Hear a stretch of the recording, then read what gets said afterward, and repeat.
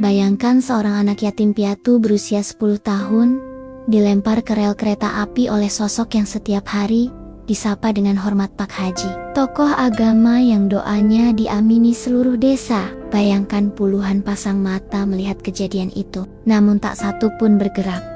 Tak satu pun berani bersuara. Ketika kezaliman justru datang dari jubah yang mestinya membawa kedamaian, lalu siapa yang akan membela kebenaran yang terluka? Sebelum kita lanjut ceritanya, jangan lupa untuk subscribe, like, dan tulis amin di kolom komentar, agar kita semua selalu dalam lindungan Allah Subhanahu wa Ta'ala, diberikan kesehatan, serta dijauhkan dari segala mara bahaya. Tonton video ini sampai habis, karena ada pesan menyentuh yang sayang banget kalau dilewatkan, dan akhir cerita yang sangat tak terduga. Sekarang, yuk kita lanjut ceritanya. Langit masih mengambang dalam warna abu-abu pagi ketika Daru keluar dari rumah reot peninggalan orang tuanya. Angin tipis menggoyangkan dedaunan kering yang berserakan di halaman kecil. Suara ayam bersahutan dari kejauhan dan bau tanah basah dari hujan semalam masih tinggal di udara. Daru menghela napas pelan. Tangan kecilnya menggenggam erat buku catatan yang sudah mulai menguning di sisi-sisinya. Di lembar pertama tertulis nama ibunya, hurufnya digores dengan hati-hati. Seolah jika salah satu huruf itu hilang, maka kenangan pun akan ikut lenyap. Ia baru berusia 10 tahun, tapi matanya bukan mata anak-anak biasa.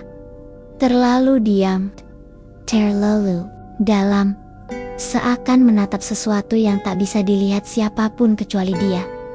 Di desa kecil itu, namanya jarang disebut, kalaupun ada yang menyebutnya, biasanya dalam bisikan atau umpatan.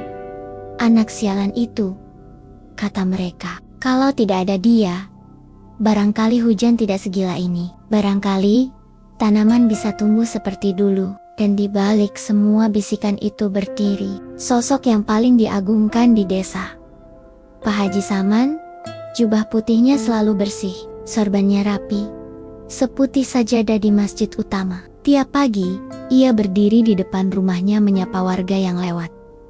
"Assalamualaikum," katanya dengan suara lantang. Warga membalas penuh hormat, sebagian bahkan menunduk begitu rendah, seolah kaki Pak Haji bisa mencium tanah.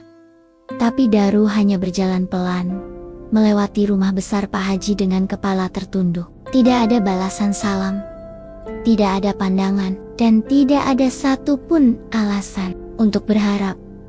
Karena di sanalah, di dalam tubuh suci itu, Daru tahu ada kegelapan yang tak seorang pun ingin akui.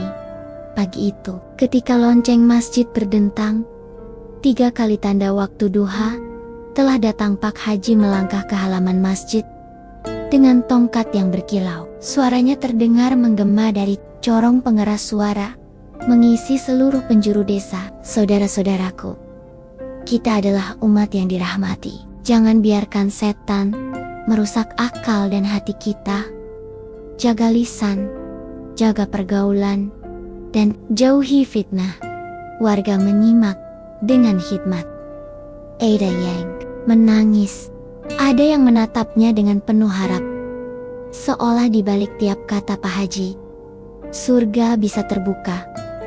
Tapi Daru, ia duduk di pinggir lapangan, jauh dari kerumunan. Di pangkuannya, buku catatan itu kembali terbuka. Ia menulis, hari ini beliau bicara tentang fitnah.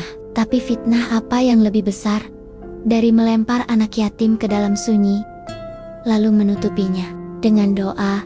Tangannya gemetar, tapi ia tetap menulis. Sore harinya, Pak Haji berdiri di depan beranda rumah.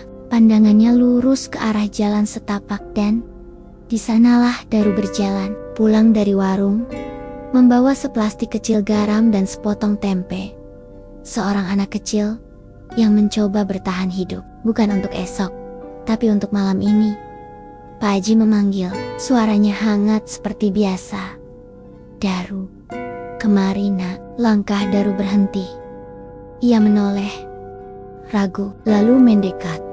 Perlahan-lahan, Pak Haji menepuk pundaknya dengan tangan besar yang terasa dingin. Kau tidak ingin sedikit sedekah? Ada rezeki untukmu di stasiun tua. Ikuti aku. Daru diam. Seketika, sepotong memori mencuat. Suara ibu, wajah ayah, dan rel kereta yang gemetar.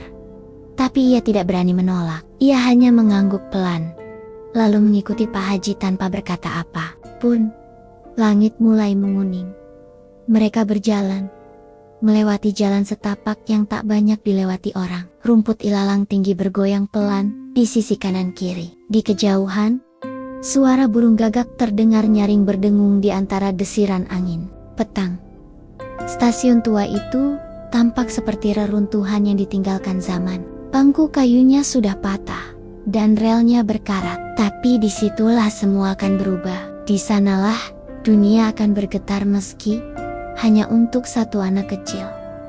Pak Haji menunjuk ke arah rel. Duduklah di sana sebentar saja. Ada yang ingin saya berikan. Daru berjalan ke arah rel. Tapi sebelum ia sempat bertanya, Dor, tubuh kecilnya terhempas ke antara rel yang keras. Ia menjerit pelan, hanya sejenak. Lalu diam. Tubuhnya meringkuk. Darah mulai mengalir dari siku dan lutut. Pak Haji menatapnya dari atas. Wajahnya kosong. Tak lama kemudian, kereta terdengar mendekat. Suaranya makin keras. Roda besi mulai memecah sunyi. Daru membuka matanya. Tak bisa bergerak. Ia hanya bisa menangis dalam diam. Tidak ada yang menolong. Tidak ada suara lain kecuali desingan kematian yang semakin dekat. Tapi entah bagaimana, kereta melaju melewati tubuhnya. Seolah ada ruang yang cukup di antara batu rel dan tubuh kecil itu. Daru tidak mati, tapi sebagian dirinya mungkin sudah ikut pergi bersama kereta itu. Pak Haji sudah pergi saat Daru membuka matanya kembali. Dan dari kejauhan, di balik pepohonan, beberapa pasang mata melihat kejadian itu. Tapi mereka tidak berkata apa-apa. Mereka kembali ke rumah masing-masing, menutup jendela, mengunci pintu, dan berpura-pura bahwa sore itu tidak pernah terjadi apa-apa. Langit telah menjadi kelabu pekat ketika Daru mencoba berdiri dari antara bebatuan rel. Kakinya gemetar, darah menetes perlahan dari pelipis kiri, menciptakan jejak merah di pipinya yang pucat. Ia tidak tahu sudah berapa lama ia terbaring di sana. Hanya saja, suara kereta yang tadi nyaris merenggut nyawanya masih bergema dalam ingatannya. Ia menggigit bibir bawahnya menahan sakit, menahan marah, menahan perasaan hancur yang belum bisa ia mengerti dengan kata-kata. Ia berusaha bangkit, lututnya goyah, tapi ia memaksa. Tak ada yang datang, tak ada yang menolong. Bahkan bayangan Pak Haji pun tak terlihat lagi. Langkah pertamanya sangat pelan. Ia menyeret kakinya, melewati semak-semak. Jubah lusuhnya tersangkut pada ranting. Tapi ia tak peduli. Hanya satu yang ia pikirkan. Pulang.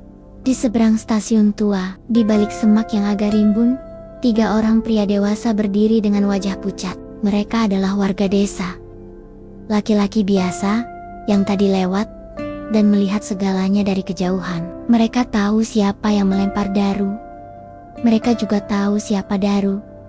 Salah satu dari mereka, Pak Karto, menggenggam tasbih di tangannya. Tangan itu gemetar.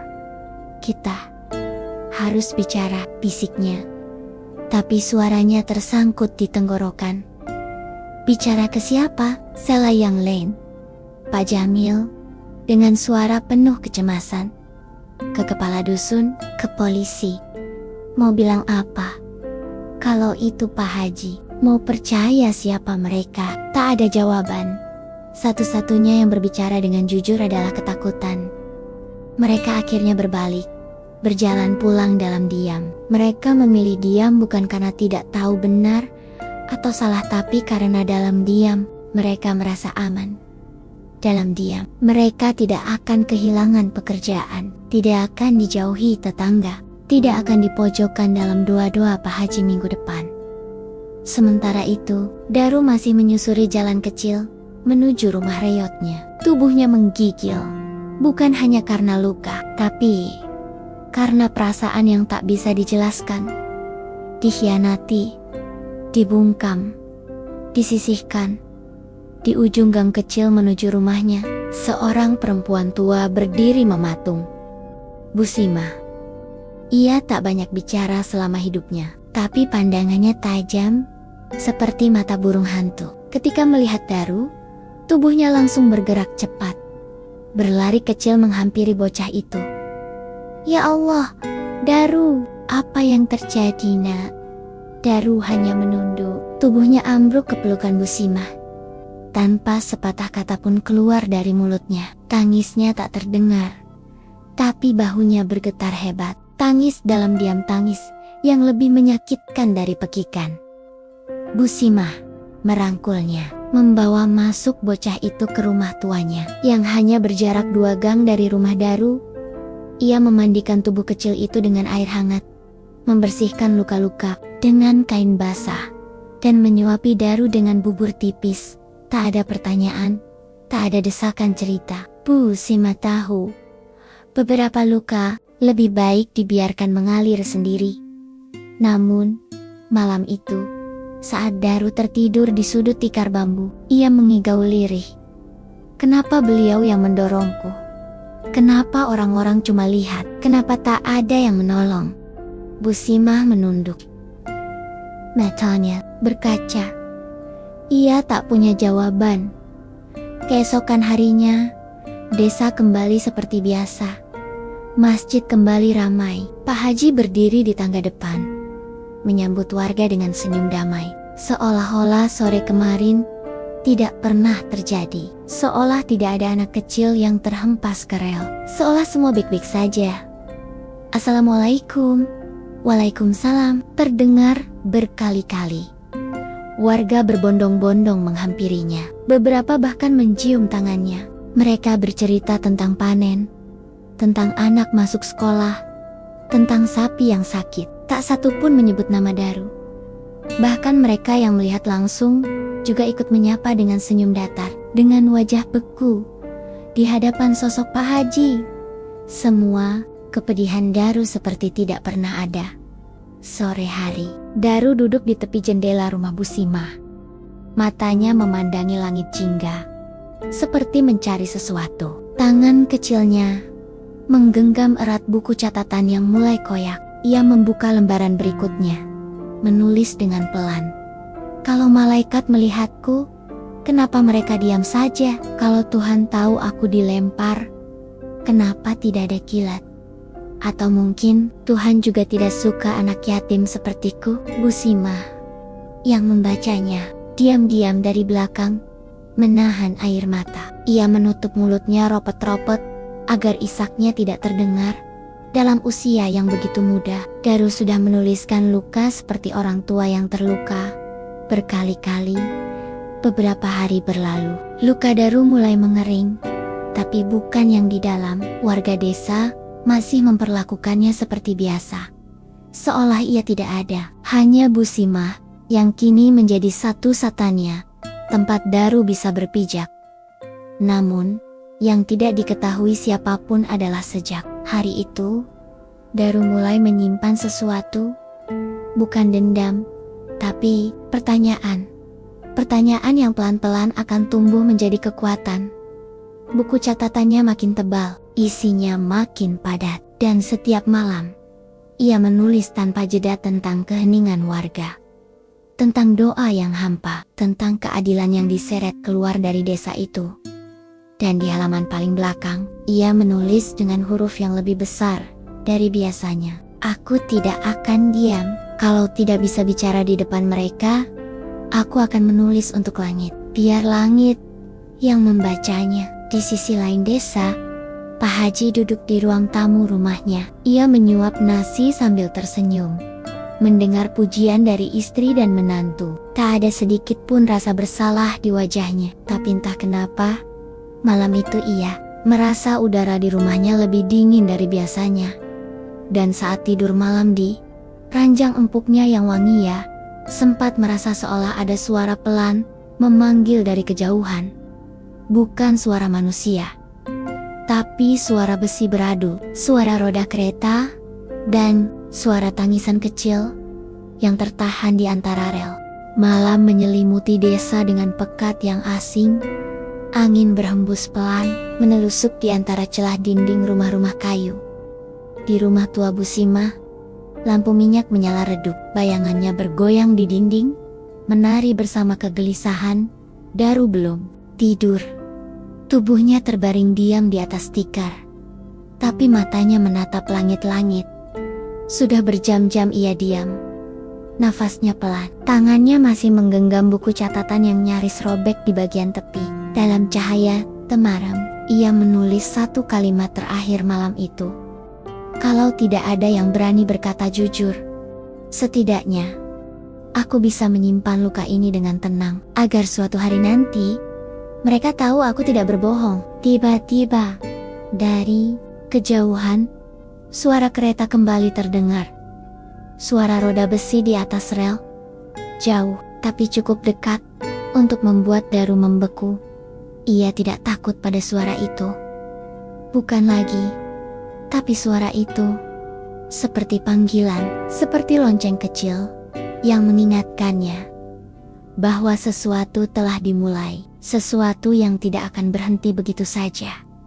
Ia memejamkan mata, namun malam itu, untuk pertama kalinya, ia bermimpi. Dalam mimpinya, Daru berjalan di antara rel yang lurus tak berujung. Tidak ada suara, tidak ada pohon, tidak ada langit, hanya rel dan suara langkah kakinya sendiri. Tiba-tiba, di kejauhan, ia melihat sosok ibunya berdiri, tersenyum, tangannya terulur. Tapi ketika Daru mencoba berlari menghampiri, tubuh ibunya menghilang digantikan bayangan seseorang yang jauh lebih besar. Tubuh itu mengenakan jubah putih. Wajahnya samar, tapi Daru tahu siapa dia. Pak Haji. Lalu, kereta muncul dari balik kabut. Deru besinya memekakan. Dan tepat sebelum tubuh Daru terseret, ia terbangun keringat, membasahi keningnya. Namun tidak ada rasa takut dalam dirinya. Hanya kesadaran bahwa ia harus tetap hidup. Harus. Pagi menjelang, Busima sedang menyiapkan bubur ketika Daru bangun. Bocah itu hanya diam. Ia duduk di sudut ruangan, menggambar sesuatu di halaman belakang buku catatannya. "Ayo makan dulu, nak," kata Busima lembut. Daru tidak menolak. Ia berjalan pelan ke arah mangkuk dan duduk bersila. Dengan tangan kecilnya, ia menyuap bubur yang masih hangat. Tak ada percakapan, tapi ada kedekatan. Keduanya mulai terbiasa dengan keheningan yang menyembuhkan. Sementara itu, di pusat desa, Pak Haji kembali naik mimbar kecil di masjid. Hari itu hari Jumat. Jamaah membludak, bahkan beberapa pemuda dari dusun sebelah ikut datang, ingin mendengar ceramah yang katanya membawa keberkahan. Pak Haji berdiri tinggi, sorbannya putih, jubahnya harum cendana. Ia mulai berbicara. "Saudaraku, jangan biarkan setan bersembunyi di antara kita. Kadang, setan itu bukan makhluk gaib, tapi manusia yang menyebarkan kegelisahan, membuat fitnah, dan menyulut kebencian." Beberapa jamaah mengangguk hikmat. Ada yang menangis, ada yang mencatat. Namun 3 orang yang dulu menyaksikan kejadian di rel menunduk dalam. Hari mereka tak tenang. Mereka tahu siapa yang dimaksud Pak Haji. Dan entah kenapa kata-kata itu terasa seperti tamparan, bukan nasihat. Daru berjalan menuju rumahnya siang itu. Bukan karena ingin pulang rumah itu tak lagi berarti rumah, tapi karena ia ingin mengambil satu benda yang tertinggal. Foto ibunya. Ia masuk lewat jendela yang setengah rusak. Lantai kayunya berdebu. Bau anyir dari atap bocor masih menyengat. Di dalam laci kecil, ia menemukan bingkai lusuh. Foto seorang perempuan dengan senyum teduh. Di belakangnya, sosok laki-laki muda tersenyum ayahnya. Daru memeluk bingkai itu lama. Hening. Lalu dari luar, suara langkah kaki terdengar. Ia menoleh. Seorang bocah perempuan seusianya berdiri di luar pagar rumah. Namanya Lela. Anaknya Bu Narsih, penjual sayur. Lela memandangi Daru dengan bingung. Lalu berkata pelan, "Kamu gak apa-apa waktu itu, di rel?" Daru tidak menjawab. Ia menatap gadis itu, lalu mengangguk pelan. Senyum samar terbit di bibirnya, senyum yang anehnya malah membuat Lela ketakutan.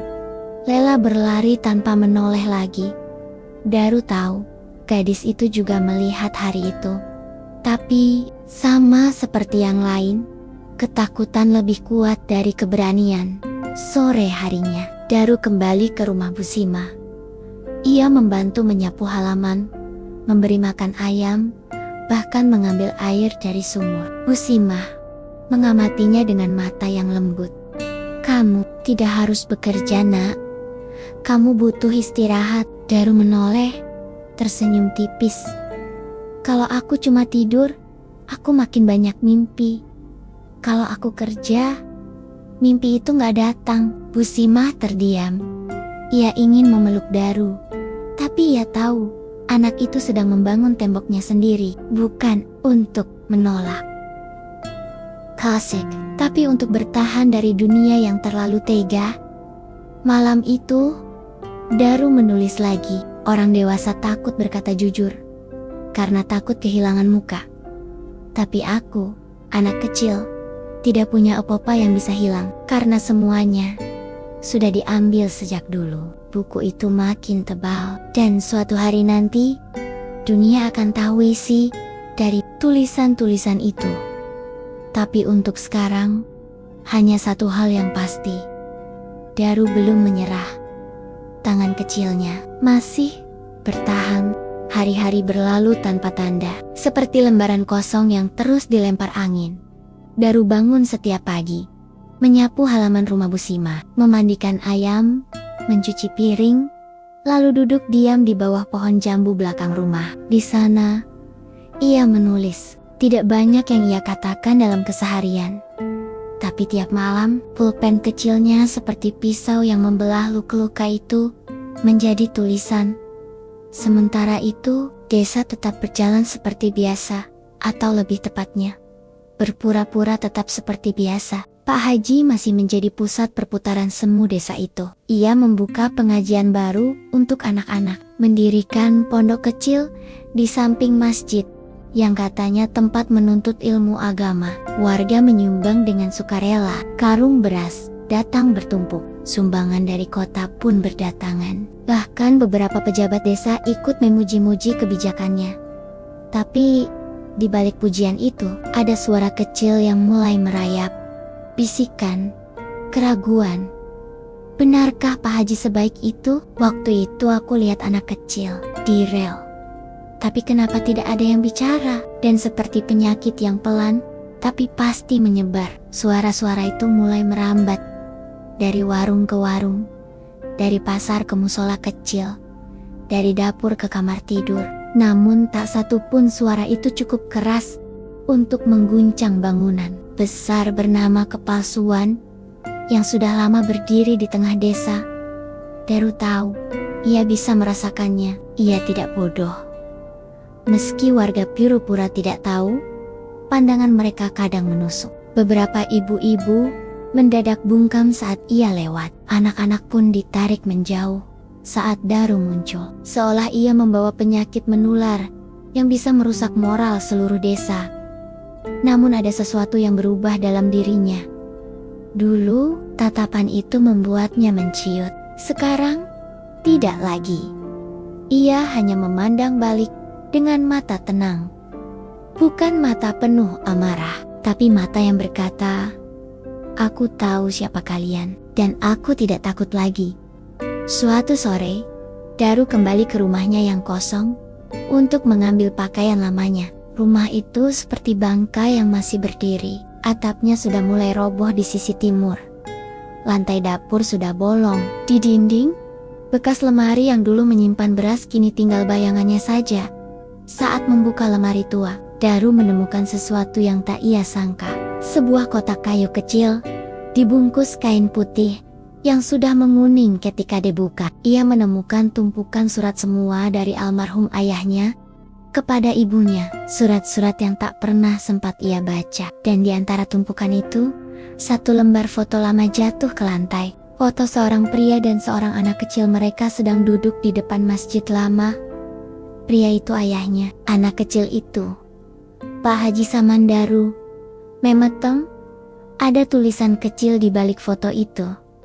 Saman, sahabat lama, tapi jangan biarkan dia tahu tentang hutang tanah itu. Jantung Daru berdegup lebih cepat. Ia menggenggam foto itu erat. Matanya tak berkedip. Kata-kata itu menancap di benaknya seperti paku. Hutang tanah. Jangan biarkan dia tahu. Sesuatu menggelegak dalam perutnya. Sesuatu yang ia belum mengerti sepenuhnya, tapi cukup untuk menumbuhkan curiga. Malam itu, Daru kembali ke rumah Busima dengan langkah cepat. Ia tak berkata apa-apa, tapi matanya tak bisa sembunyikan apa yang berkecamuk dalam pikirannya. Busima menyadari itu. Ia menyuguhkan teh hangat, lalu duduk di depannya. Apa yang kau temukan, nak? Daru menunjukkan foto itu. Busima mengambilnya dengan pelan. Matanya membaca tulisan di belakangnya, lalu menghela napas berat. Saya tahu Pak Haji dan ayahmu dulu pernah bersahabat, tapi itu dulu, sebelum tanah warisan orang tuamu dipertaruhkan. Daru menatapnya. Dipertaruhkan? Iya, jawab Busima lirih. Ayahmu pernah ingin menjual tanah di belakang masjid itu untuk membangun sekolah rakyat. Tapi waktu itu, Pak Haji melarang. Katanya, tanah itu milik masjid. Padahal, itu hak warisan ayahmu dari kakekmu. Lalu kenapa ayah menyerah? Karena tekanan, karena fitnah, karena warga lebih percaya Pak Haji. Dan saat ayahmu meninggal, tak ada satupun yang melawan keputusan itu. Tanah itu diambil. Di atasnya, sekarang berdiri pondok yang baru dibangun itu. Daru diam lama. Tangannya mengepal. Perlahan, semua potongan mulai menyatu dalam pikirannya. Kezaliman itu bukan hanya karena Pak Haji membencinya, tapi karena ia adalah bukti hidup dari dosa yang belum ditutup rapi. Hari-hari berikutnya, Daru mulai berubah. Ia tidak hanya menulis, ia mulai mencari. Ia mendatangi Pak Karto, salah satu dari 3 orang yang melihat kejadian di rel. Awalnya Pak Karto enggan bicara, tapi ketika Daru menunjukkan foto itu, wajahnya pucat. Kau, dari mana dapat ini? Dari rumah saya. Ayah saya simpan. Pak Karto menunduk lama, lalu akhirnya bicara. Waktu itu, ayahmu pernah bilang, kalau suatu hari terjadi sesuatu padanya, kita harus sampaikan ke anaknya tentang tanah itu. Kenapa tidak dari dulu? Pak Karto mengusap wajahnya. Karena kami takut, Daru. Kami semua takut. Daru tidak menjawab. Ia hanya berjalan pulang, sambil membawa catatan kecil dan keyakinan baru. Di sisi lain, Pak Haji mulai merasakan sesuatu yang aneh. Setiap malam, mimpinya mulai dipenuhi suara. Suara anak kecil, suara kereta, suara teriakan. Semakin lama semakin jelas. Dan suatu malam, ia bermimpi sedang berada di masjid. Sendirian, ia membuka Al-Quran. Tapi setiap halaman yang dibuka, tertulis nama Daru. Ia terbangun dengan napas terengah. Keringat membanjiri tubuhnya. Istrinya mengusap punggungnya. Mimpi buruk lagi. Pak Haji tidak menjawab. Matanya menerawang ke jendela. Di kejauhan, suara kereta terdengar. Dan untuk pertama kalinya, Pak Haji merasa tak aman di dalam rumahnya sendiri. Hujan turun perlahan malam itu. Bukan deras, tapi cukup membuat setiap sudut desa basah oleh dingin. Daru duduk di serambi rumah Busima, membiarkan wajahnya tersentuh titik-titik air yang melompat dari atap seng. Di pangkuannya foto lama ayah dan Pak Haji masih terlipat rapi. Di sampingnya, buku catatan terbuka. Tintanya mulai luntur oleh kelembaban. Tapi Daru tetap menulis. Mereka kira aku akan diam seumur hidup. Tapi kalau Tuhan masih membiarkanku hidup, pasti ada maksud. Pasti ada sebab kenapa aku tak mati di rel itu. Tangannya berhenti menulis. Ia memandangi langit. Ada satu pertanyaan yang terus menghantui. Kalau Tuhan benar-benar melihat segalanya, kenapa diam di dalam rumah? Bu Simah menatap Daru dari balik tirai. Hatinya campur aduk. Anak itu telah banyak berubah. Tatapannya kini penuh perenungan. Bahkan cara ia berjalan dan bicara tenang, tapi tidak lagi kosong. Ada kekuatan baru dalam tubuh kecil itu. Bukan karena dendam, bukan pula karena ingin membalas, tapi karena perlahan Daru mulai mendengar sesuatu yang tak terdengar oleh orang lain.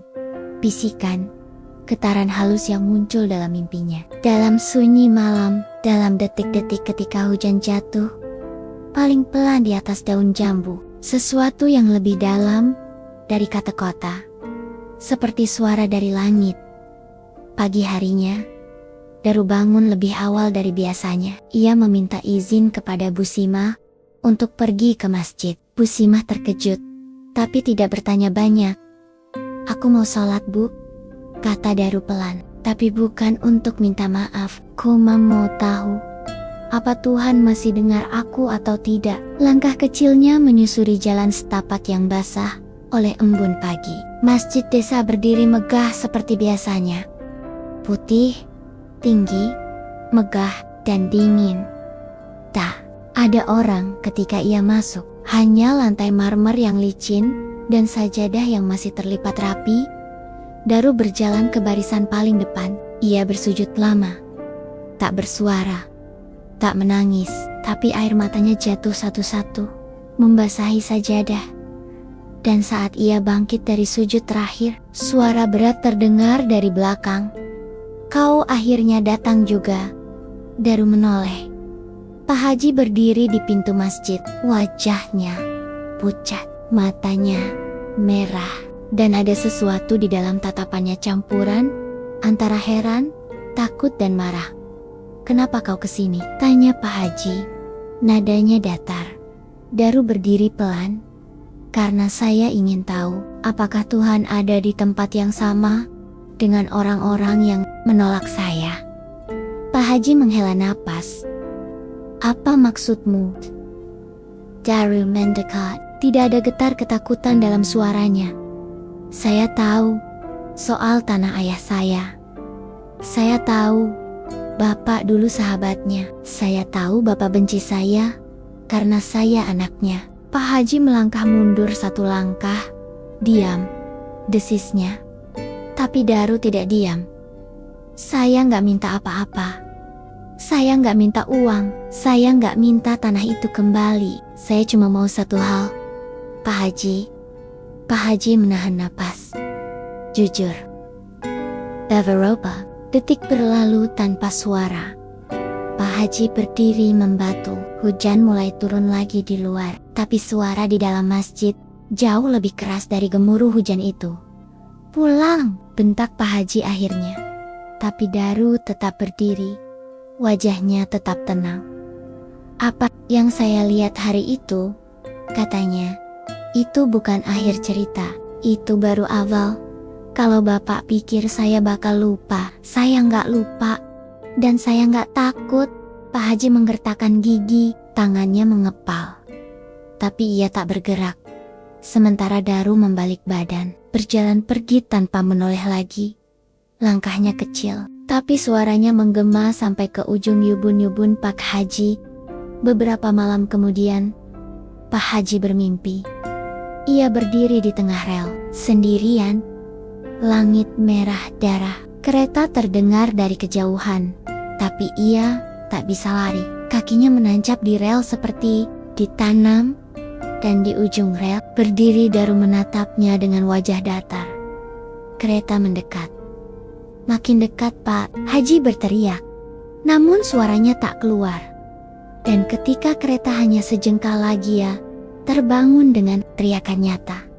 Keringat membasahi tubuhnya. Istrinya yang tidur di samping langsung bangun. "Pak, astagfirullah. Mimpi lagi." Pak Haji terdiam, napasnya berat. Tapi ia tahu itu bukan sekadar mimpi. Itu peringatan, dan peringatan tidak datang 2 kali. Sementara itu, Daru duduk di bawah pohon jambu. Buku catatannya terbuka. Tapi hari itu ia tidak menulis. Ia hanya menatap langit. Matahari mulai tenggelam perlahan di balik bukit. Bu Simah duduk di sebelahnya, membawa teh hangat. "Kamu tenang sekarang?" tanyanya. Daru mengangguk pelan. "Aku tidak sendirian, Bu. Kamu punya ibu sekarang," kata Bu Simah sambil menyentuh bahu Daru. Daru tersenyum. Untuk pertama kalinya sejak semua itu terjadi, senyumnya tidak terasa berat. Di langit, awan pecah sedikit. Cahaya jingga menyelinap ke sela ranting, dan angin yang lewat seolah membisikkan sesuatu di telinganya. "Teruslah bertahan, Nak, karena bisikan kebenaran akan selalu lebih kuat daripada teriakan ketakutan." Subscribe dulu yuk sebelum lanjut ceritanya, karena setelah ini kita akan masuk bab yang mulai menegangkan dan memasuki akhir cerita yang sangat tidak terduga. Siapkan kopi, cemilanmu, dan atur posisimu senyaman mungkin. Sekarang, yuk kita lanjutkan lagi ceritanya. Hari itu dimulai dengan langit cerah. Tidak ada tanda apa-apa, tidak ada firasat, tapi justru dari hari-hari yang tampak biasa, petaka seringkali datang menyelinap tanpa suara. Daru duduk di halaman rumah Bu Simah. Di tangannya ada kertas. Bukan buku catatannya, tapi lembaran fotokopi yang ia dapat dari kantor desa salinan peta tanah warisan ayahnya.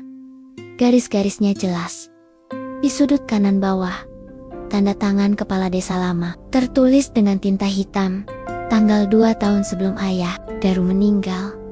Dan tepat di bawahnya tertulis nama pemilik tanah, Hari Baharudin, almarhum ayah Daru. Tanah itu resmi milik keluarga mereka. Dan sekarang, di atas tanah itu berdiri pondok pesantren yang disebat-sebat sebagai wakaf dari Pak Haji Saman. Daru tidak bisa diam lagi. Sore hari, ia mendatangi kantor kepala desa. Ia berjalan kaki, melewati gang-gang kecil yang penuh tatapan. Beberapa anak kecil berhenti bermain.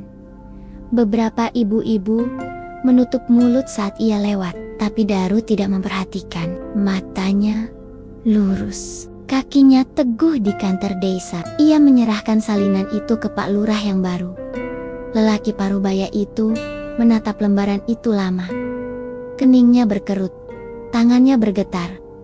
"Kamu dari mana dapat ini?" "Dari berkas lama di laci terbawah," jawab Daru jujur. "Saya minta izin ke penjaga arsip, dan saya temukan itu." Pak Lurah membaca lagi. Mulutnya pelem-pelem, tertutup rapat. "Pak Haji bilang itu tanah wakaf dari seseorang yang tak ingin disebut namanya. Kami percaya, tapi kalau ini benar, berarti tanah itu tidak pernah berpindah tangan secara sah." Daru hanya mengangguk. "Saya nggak minta apa-apa, Pak. Cuma tolong jangan biarkan kebohongan itu terus berdiri." Pak Lurah menunduk. Ia tahu betapa besar pengaruh Pak Haji di desa, tapi ia juga tahu diam kali ini artinya ikut dalam dosa. "Beri saya waktu, Nak," kata Pak Lurah. "Biar saya selidiki dengan kepala dingin. Tapi kalau ini terbukti, saya akan umumkan ke warga." Malam itu, Daru pulang dengan hati lega. Tapi di sisi lain, desa, Pak Haji tidak bisa memejamkan mata. Ia duduk sendiri di ruang tamu, mengenakan sarung dan kaus dalam putih. Di depannya, selembar kertas kosong. Di tangannya, pulpen, tapi tak satu kata pun keluar dari pikirannya. Mimpi-mimpi itu makin mengganggu. Semakin malam, semakin sering. Dan malam itu, ia mengalami mimpi terburuknya. Dalam mimpi itu, Ia berdiri di tengah kerumunan warga. Semua mata menatapnya dengan pandangan aneh, tapi tak ada suara. Tak ada ucapan salam. Mereka diam, kaku seperti patung.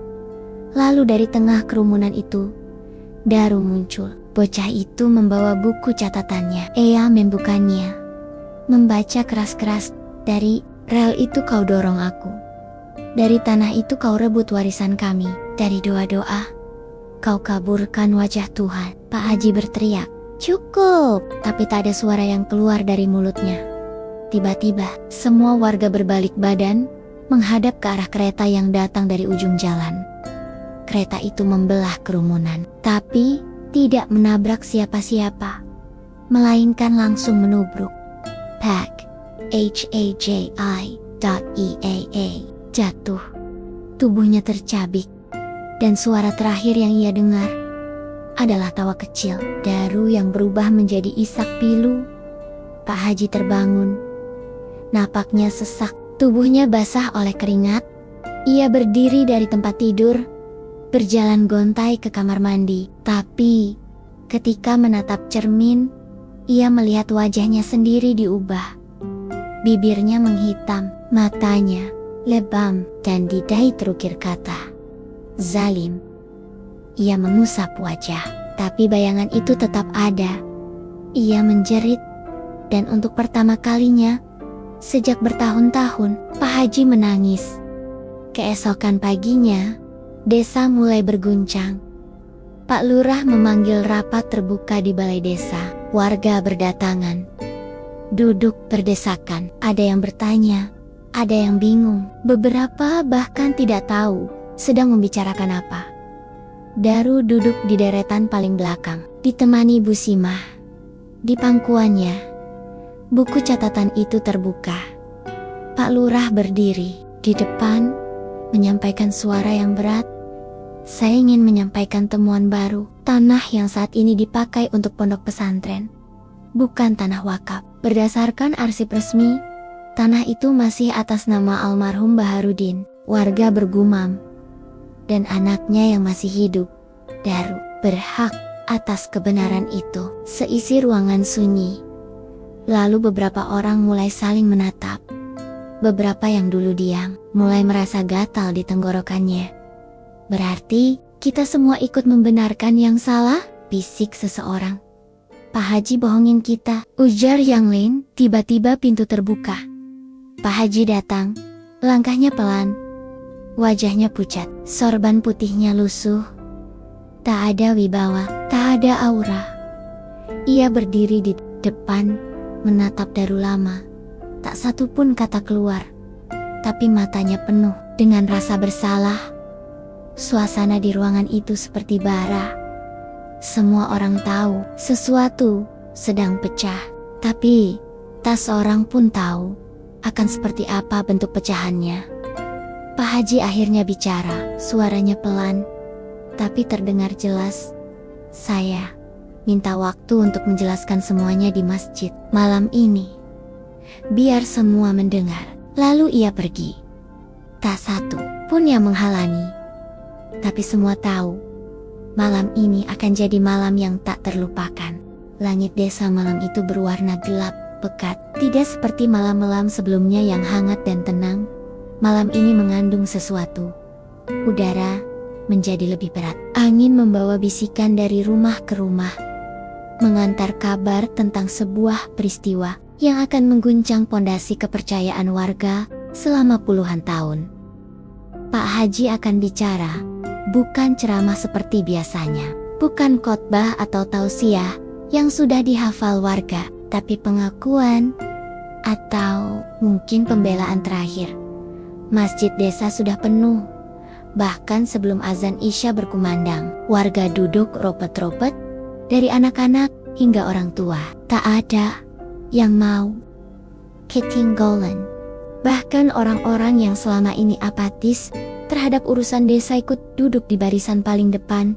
Di sisi kiri, duduk para tokoh masyarakat. Di sisi kanan, anak-anak pondok yang kini memandang gurunya dengan tanda tanya besar di mata mereka. Dan di tengah, duduk Daru, Tubuh kecilnya nyaris tenggelam di antara lautan orang dewasa. Tapi, matanya lebih tajam dari siapapun malam itu. Ia tidak membawa catatan. Ia tidak membawa bukti. Ia hanya membawa satu hal. Keberanian. Pak Haji naik ke mimbar dengan langkah berat. Sorbannya tidak seputih biasanya. Matanya sembab.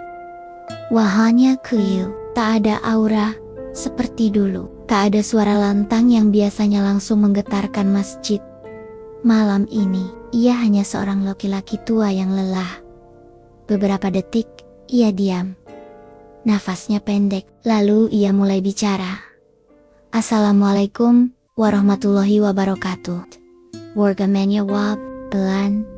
Saudara-saudaraku, suaranya mulai berat. Malam ini, saya tidak akan memberi tausiah. Saya tidak akan bicara tentang surga atau neraka. Saya hanya akan bicara tentang sesuatu yang lebih dekat, yaitu kebenaran. Ia menatap seluruh jamaah. Selama bertahun-tahun, saya berdiri di depan kalian sebagai pemuka agama. Saya dipercaya, saya dihormati. Tapi malam ini, saya harus mengaku sesuatu yang tidak pernah saya bayangkan akan saya ucapkan di tempat ini. Semua orang menahan napas. Tanah yang sekarang berdiri pondok pesantren itu bukan tanah wakaf. Itu tanah milik almarhum Baharudin. Gumaman meledak. Beberapa orang menutup mulut, beberapa lain menunduk malu. Saya dulu sahabat Baharudin, tapi ketika ia ingin menjual tanah itu untuk membangun sekolah rakyat, saya menentangnya. Saya berdalih bahwa tanah itu bagian dari masjid. Tapi sesungguhnya, saya takut. Pak Haji menunduk sejenak, lalu melanjutkan. Saya takut kalau sekolah rakyat dibangun, orang-orang akan mulai bertanya. Saya takut kehilangan pengaruh. Saya takut kebaikan orang lain mengurangi posisi saya. Suasana makin tegang. Beberapa mata mulai berkaca. Saya pakai yatya Tuan untuk menutupi dosa saya. Saya pakai sorban, dan sujud panjang untuk menutupi ketamakan dan rasa takut kehilangan. Dan ketika Baharudin wafat, saya ambil tanah itu. Saya buat sioliola itu pemberian. Saya sampaikan ke warga dengan bahasa agama agar tak ada yang berani bertanya. Air mata mengalir di pipi Pak Haji. Suaranya bergetar. Saya zalimi anaknya. Saya dorong dia ke rel. Saya kira itu akan menghapus jejak kesalahan saya. Masjid hening. Tak ada yang bergerak. Tak ada yang bicara. Dunia seakan berhenti berdetak. Pak Haji memandang ke arah Daru. Saya minta maaf, Nak. Saya tak bisa mengembalikan waktu. Saya tak bisa menghapus luka. Tapi malam ini, biarlah semua orang tahu. Bukan kamu yang gila. Bukan kamu yang salah. Tapi saya. Tangis meledak di beberapa sudut masjid. Pak Lurah menunduk. Menggenggam sajadah erat. Anak-anak pondok menatap lantai. Bingung dan syok. Beberapa warga menangis. Bukan hanya karena pengakuan itu, tapi karena mereka sadar, selama ini mereka ikut diam. Daru tidak menangis. Ia hanya menunduk, memejamkan mata.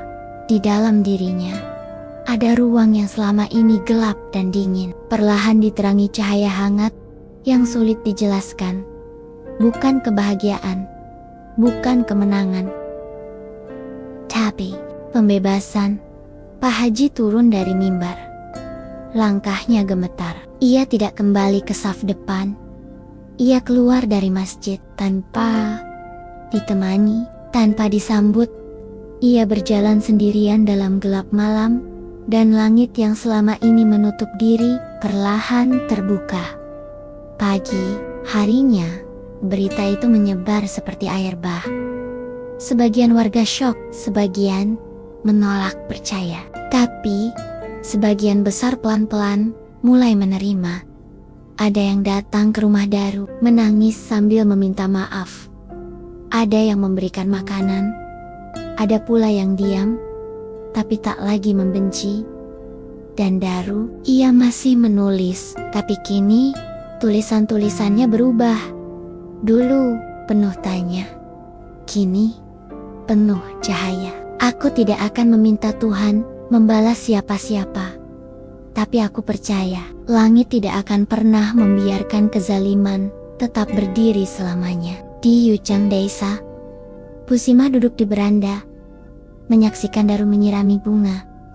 Bocah itu tumbuh lebih cepat dari usianya, bukan karena fisik, tapi karena luka yang ia peluk, bukan ia tolak. Dan kini, luka itu bukan lagi kutukan, tapi bukti bahwa ia masih hidup. Dunia seharusnya menjadi lebih ringan setelah kebenaran disampaikan, tapi kenyataannya tidak. Justru setelah Pak Haji mengakui segalanya di masjid, desa menjadi gaduh, bukan gaduh oleh kemarahan, tapi oleh ketidakmauan menerima. Banyak yang masih mencoba menyangkal. Ada yang bilang Pak Haji hanya sedang sakit. Ada yang berkata Daru mempengaruhinya. Bahkan ada pula yang memutarbalikkan. Pengakuan itu menganggapnya sebagai ujian dari Tuhan terhadap keimanan warga. Namun Daru tahu, kebenaran tak selalu disambut dengan tangan terbuka. Kadang, kebenaran datang seperti badai merobohkan semua yang selama ini kita sebut nyaman. Beberapa hari setelah malam pengakuan itu, Pak Haji mengurung diri. Pondok pesantren sepi. Mirid pulang ke rumah. Beberapa orang tua menarik anaknya dengan alasan ingin mereka belajar di tempat yang lebih netral. Pak Haji tidak ke masjid, tidak pula keluar rumah. Ia bahkan menolak dijenguk. Dari balik tirai rumahnya, orang-orang hanya bisa melihat tubuh renta yang perlahan kehilangan cahaya. Sorban putihnya tergantung di dinding. Kitab-kitabnya berdebu dan suara azannya tak lagi terdengar. Beberapa warga merasa kehilangan, yang lain justru merasa lega. Tapi semua sepakat sesuatu telah mati di desa itu. Sementara itu, Daru tetap hidup seperti biasa. Ia membantu Busimah menyapu halaman, mengambil air dari sumur, dan menulis di bawah pohon jambu. Tapi yang berbeda adalah, ia tak lagi ditatap seperti hantu. Anak-anak mulai menyapa. Beberapa ibu-ibu menitipkan kue. Bahkan Pak Lurah datang ke rumah Busimah, membawa berkas resmi. Ini surat pernyataan baru, katanya. Tanah yang dulu diambil akan dikembalikan atas nama kamu. Kalau kamu belum bisa mengelolanya, kami akan bantu. Tapi sekarang, tanah itu milikmu, Daru. Bocah itu mengangguk pelan. Bukan karena ia ingin tanah itu, tapi karena ia tahu, ia telah mendapatkan sesuatu yang lebih besar dari sekadar hak milik. Ia telah mendapat diri dan martabatnya kembali. Namun malam hari di desa itu tetap sunyi seperti dulu. Daru kembali bermimpi. Tapi kali ini, bukan mimpi penuh deru kereta dan tubuh terlempar. Bukan mimpi tangisan ibunya. Bukan mimpi wajah Pak Haji yang berubah jadi setan. Kali ini, ia bermimpi duduk di rel. Damai. Di sampingnya, seorang perempuan muda dengan senyum yang sangat ia kenal ibunya. Perempuan itu menatap langit. Kamu sudah kuat, nak, katanya pelan. Kamu sudah melewati yang bahkan orang dewasa pun takut hadapi. Daru hanya menatapnya, matanya berkaca-kaca. Apa aku harus memaafkan dia? Bisiknya. Sang ibu tersenyum. Maaf itu bukan untuk dia, maaf itu untuk hatimu sendiri. Lalu perempuan itu berdiri, pelan-pelan menjauh. Daru berlari mengejar, tapi tak bisa menyusul. Dan sebelum ia hilang sepenuhnya, suara lembut itu terdengar lagi. Tuhan tidak pernah tidur, nak. Tapi dia kadang menunggu kita membuka mata terlebih dahulu. Keesokan paginya, Daru melakukan hal yang tak disangka siapapun. Ia berjalan menuju rumah Pak Haji. Langkahnya pelan. Di tangannya, ia membawa mangkuk berisi bubur hangat yang dimasak Busimah pagi tadi. Beberapa warga melihat dari jauh, terdiam. Daru mengetuk pintu, tak ada jawaban. Ia ketuk lagi, dan akhirnya pintu itu terbuka perlahan. Pak Haji muncul dengan tubuh ringkih, wajahnya tirus, matanya sembab. "Kau datang," katanya lirih. Daru mengangguk. "Aku bawa bubur." "Makan dulu." Pak Haji terdiam, tangannya gemetar menerima mangkuk itu. Lalu ia duduk di lantai rumah. Tak sanggup bicara, Daru ikut duduk. Tidak ada percakapan, hanya keheningan yang seperti menyembuhkan. Dan tiba-tiba, dari mata Pak Haji, air mata menetes. "Aku sudah kehilangan segalanya," katanya pelan. Daru menatap lurus ke depannya. "Bukan segalanya, Pak." Pak Haji menoleh. "Selama Bapak masih bisa minta maaf, selama masih bisa jujur." Tuhan belum tutup pintu. Pak Haji menunduk. Lalu ia bersujud bukan pada Daru, tapi pada tanah. Dengan isak yang tak bisa ia bendung lagi, bocah itu hanya memandang. Dan dalam dirinya, sesuatu pelan-pelan menjadi utuh kembali. Hari-hari selanjutnya, desa perlahan berubah. Masjid punya imam baru, pondok pesantren direnovasi menjadi rumah baca dan tempat belajar gratis untuk anak-anak. Beberapa warga yang dulunya diam mulai aktif membicarakan keadilan dan hak. Dan Daru, ia tetap tinggal bersama Bu Sima. Sekolah, membaca, menulis. Sesekali tersenyum saat duduk di bawah pohon jambu. Dalam buku catatannya, ia menulis, "Pak Haji adalah bagian dari cerita ini, tapi aku bukan dia. Aku bukan kebencian. Aku bukan balas dendam. Aku adalah anak kecil yang dulu dibuang ke rel. Tapi Tuhan menarikku kembali dengan tangannya sendiri." Sudah lebih dari sebulan sejak malam pengakuan di masjid. Namun gema dari kata kota yang terucap malam itu masih bergema dalam hati warga. Satu demi satu, perlahan dunia kecil di desa itu berubah. Tidak drastis, tidak pula sempurna, tapi berubah. Pondok yang dulu menjadi simbol kekuasaan Dayam dibongkar oleh warga. Tanpa seremoni, tanpa pengumuman, kayu-kayu dibawa ke pinggir lapangan untuk dijadikan bahan perpustakaan anak. Beberapa bilik dijadikan tempat mengaji sore bagi anak-anak yang tidak mampu ke sekolah. Di dindingnya dipasang plakat kecil dari triplex. "Dari kebenaran yang jatuh, kami bangkit untuk berdiri." Semua tahu maksudnya, tapi tak ada yang menyebut nama. Karena nama itu Pak Haji, Saman sudah menjadi pelajaran yang cukup dalam diam. Pak Haji sendiri tidak pergi dari desa. Ia tetap tinggal di rumah kecilnya, tak jauh dari masjid. Tubuhnya semakin lemah, suaranya nyaris tak pernah terdengar. Tapi hampir setiap sore, ia duduk di serambi rumah, menghadap ke jalan desa, menatap orang-orang lewat. Bukan untuk disapa, tapi untuk belajar menjadi saksi yang diam terhadap kebenaran yang dulu ia bunuh dengan khotbah dan gengsi. Daru tidak pernah menyuruh siapapun untuk membenci Pak Haji. Ia tak pernah berdiri di depan umum untuk menuntut. Ia tak minta kompensasi, tidak pula meminta balas dendam. Yang ia lakukan adalah hal paling sederhana dan paling sulit. Ia terus hidup, ia terus sekolah, ia terus menulis, ia terus hadir. Dan kehadirannya adalah pengingat diam yang paling keras. Suatu hari, sekolah dasar di desa mengadakan lomba menulis surat untuk seseorang yang mengubah hidupmu. Daru ikut, bukan untuk menang, tapi karena ada sesuatu dalam dirinya yang perlu ia keluarkan, seperti uap dalam panci yang mendidih pelan. Di meja belajar kecil, di bawah pohon jambu, ia menulis, "Untuk rel sunyi tempat aku pernah dibuang kau mungkin hanya besi panjang yang membelah desa. Kau mungkin hanya saksi bisu dari tubuh kecilku yang jatuh. tapi di atas tubuhmu. Aku belajar tentang kematian yang ditunda. Aku belajar bahwa keajaiban tidak selalu datang dengan pelangi atau malaikat.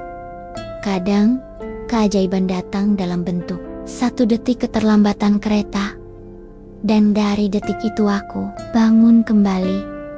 Aku tidak minta hidupku kembali, tapi aku ingin semua orang tahu. Aku pernah dilempar ke rel, tapi aku tidak mati. Dan sekarang, aku hidup bukan untuk membenci. Aku hidup untuk membuktikan bahwa anak yatim piatu pun bisa menulis sejarahnya sendiri. Salam dariku, yang pernah disangka sudah tak ada. Ia menyerahkan surat itu tanpa harapan. Namun 2 minggu kemudian, namanya disebut sebagai pemenang. Tidak hanya tingkat desa, tapi surat itu dibacakan di kecamatan, di hadapan guru-guru dan orang tua murid, dan banyak yang menangis mendengarnya. Beberapa bahkan tidak tahu bahwa bocah itu adalah anak dari cerita yang dulu nyaris dihapus. Suatu pagi, Daru duduk di teras rumah bersama Bu Sima. Angin lembut menyapu wajah mereka. Banyak yang menawari beasiswa. Daru, ujar Bu Sima sambil menyeruput teh. Dari kota, dari yayasan, bahkan dari guru yang dulu sempat meremehkanmu. Daru tersenyum kecil. Kalau bisa, aku mau tetap di sini, Bu. Bu Sima menoleh. Kenapa? Karena aku belum selesai, jawab Daru pelan. Belum selesai? Aku ingin bikin ruang baca, sekecil apapun. Aku ingin anak-anak lain tahu kalau buku bisa menyelamatkan lebih dari 1 nyawa. Mata Bu Sima berkaca. Ia tahu, Daru tidak sedang bicara soal buku. Ia sedang bicara soal harga dari keberanian yang tak pernah diajarkan di sekolah manapun. Sore harinya, Daru berjalan menuju stasiun kecil di ujung desa. Ia duduk di bangku tua yang pernah ia lewati waktu kecil. Saat tubuhnya masih luka dan takut, kereta lewat. Tidak ada yang dramatis, tidak ada yang meledak. Hanya deru panjang, denting besi yang menyentuh udara, dan bayangan masa lalu yang kini tak lagi menakutkan. Ia menatap rel itu lama, lalu berkata dalam hati, aku tak pernah membenci rel ini, karena disinilah Tuhan menunjukkan bahwa hidupku belum selesai. Pak Haji, dari jendela rumahnya, menyaksikan Daru yang berjalan kembali ke desa. Tubuh kecil itu tak lagi gemetar seperti dulu. Dan di balik mata tua yang keriput, air mata menetes sekali lagi, tapi kali ini bukan karena dosa, bukan karena mimpi buruk, melainkan karena sebuah kelegaan yang tak bisa ia ucapkan.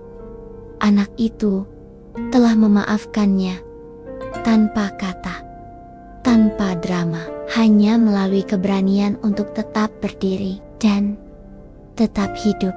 Musim hujan kembali datang.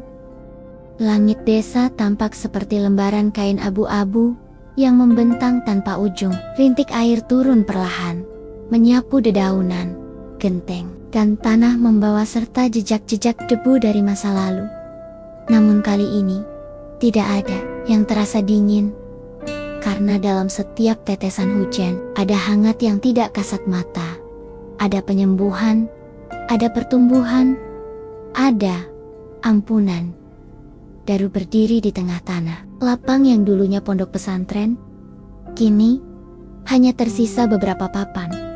1 meja belajar yang disumbangkan warga, dan 2 rak kayu berisi buku cerita dan novel anak. Tapi bagi Daru, ini adalah sekolah paling jujur yang pernah ia lihat dalam hidupnya. Disinilah ia mulai membuka ruang baca kecilnya. Diberi nama sederhana, rumah rel. Sebuah tenda besar dipasang seadanya. Anak-anak dari berbagai kampung datang setiap sore. Ada yang hanya duduk di lantai, membaca dengan suara berbisik. Ada pula yang menulis surat seperti Daru, berharap suatu hari nanti mereka juga punya suara. Daru kini sudah berusia 12 tahun. Tubuhnya sedikit lebih tinggi, tapi wajahnya masih memeluk masa kecil yang belum sempat ia jalani sepenuhnya. Ia tak lagi sering bermimpi buruk. Yang ia lihat kini dalam tidurnya adalah hal-hal sederhana. Ibunya menanam bunga, ayahnya mengajari menulis, dan dirinya sendiri duduk di rel dengan buku di tangan, bukan luka. Dan dalam mimpinya, ia selalu tersenyum. Suatu hari, datang surat resmi ke rumah Bu Simah. Capnya dari kota. Dalamnya, tertulis bahwa Daru diundang untuk menerima penghargaan sebagai anak inspiratif nasional. Bu Simah membaca surat itu sambil menahan tangis. "Ini buat kamu," katanya pelan. Tapi Daru menatap surat itu lama. "Kalau aku pergi, siapa yang jaga rumah rel?" tanyanya polos. Bu Simah tersenyum lembut. "Akan ada yang jaga. Aku, Pak Lurah anak-anak yang sudah kamu ajari membaca. Mereka semua akan jadi penjaga." Daru diam sejenak, lalu mengangguk pelan. "Baik, Bu. Tapi sebelum itu, aku mau ke satu tempat dulu." Sore itu, ia berjalan ke rumah Pak Haji. Langkahnya mantap, tapi hatinya tetap lembut. Sesampainya di sana, ia mengetuk pelan. Pak Haji muncul dengan tongkat di tangan. Tubuhnya kurus, namun matanya jauh lebih tenang dari sebelumnya. "Daru," sapanya lirih. "Aku mau pamit," kata Daru. Pak Haji mengangguk. "Kamu mau ke kota?" Daru tersenyum. "Bukan untuk tinggal, hanya menerima sesuatu yang," katanya, "penting." Pak Haji menarik napas dalam-dalam. Lalu ia berkata pelan, "Boleh, aku titip sesuatu." Daru mengangguk. Pak Haji masuk ke dalam. Saat keluar, ia membawa tasbih kayu yang dulu sering ia pakai saat ceramah, tapi kini warnanya pudar. Ia serahkan ke Daru. "Benda ini pernah kupakai untuk menyembunyikan kebohongan. Tapi kalau kamu mau, pakailah untuk hal yang benar." Daru menerimanya tanpa banyak kata. Namun, ketika ia menyimpan tasbih itu ke dalam saku, Pak Haji berkata lagi. Suaranya tercekat. "Daru, maafkan aku lagi." Dan kali ini, Daru menjawab. Sederhana, lugas, dan penuh makna. "Sudah, Pak. Sudah dari dulu." Hari penghargaan itu datang. Daru berdiri di panggung kecil di aula kota. Di belakangnya tergantung spanduk besar bertuliskan "Malam Inspirasi Anak Negeri." Namun yang paling berkesan, bukan ketika ia menerima piala dari pejabat. Bukan pula saat ia difoto dengan seragam putih bersih. Melainkan ketika ia diminta membacakan sepenggal tulisannya sendiri. Daru membuka kertas kecil dari sakunya, lalu membaca perlahan. Suaranya tenang, matanya jernih.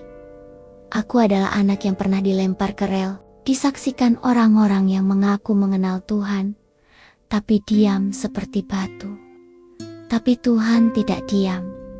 Tuhan tidak tidur. Dan rel itu yang kupikir akan menguburku justru menjadi alas bangkitku. Aku bukan anak ajaib. Aku hanya anak yang menolak mati dalam diam. Karena langit tak pernah benar-benar tertutup bagi siapapun yang berani membuka mata dan bertahan." Seisi ruangan berdiri. Tepuk tangan bergema. Tapi Daru tidak menangis. Ia hanya tersenyum. Dan dalam hatinya, ia tahu ini bukan akhir dari cerita. Ini hanyalah permulaan dari bab yang ditulis bukan dengan darah, tapi dengan harapan. Di desa, malam kembali hening. Pak Haji duduk sendiri di serambi, menatap bintang. Bu Simah membaca buku sambil menunggu Daru pulang. Anak-anak di rumah rel masih tertawa, belajar, dan bercita-cita. Dan di langit yang dulu gelap, bulan muncul, bulat, dan terang, menyinari desa kecil yang pernah lupa cara melihat cahaya. Terima kasih buat kalian yang setia mendengarkan cerita ini sampai akhir. Komen amin agar kita semua dilancarkan rezekinya oleh Allah. Jangan lupa juga untuk share ke grup keluarga, grup alumni, agar mereka juga terinspirasi dari cerita ini. Sampai jumpa di lain waktu. Selamat beraktivitas kembali.